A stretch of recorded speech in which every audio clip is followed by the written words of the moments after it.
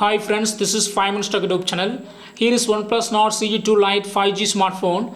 In this video, you will know how to set lock screen, pattern, password on your phone Oneplus Nord CE2 Lite 5G. First, go to the settings of your phone here and click on password and security. Now click on lock screen password and read the instruction. Your lock screen password cannot be retrieved if you forget it, and you will no longer be able to unlock your phone or view phone data. Do your best to remember it. Okay, so remember it. Click continue, and here you can select from available options numeric or pattern, alphanumeric.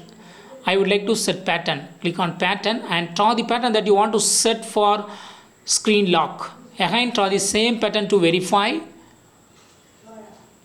And if you want to add fingerprint, it asks here. It asks here, and you can just add your fingerprint here itself if you click on add. Otherwise, cancel it.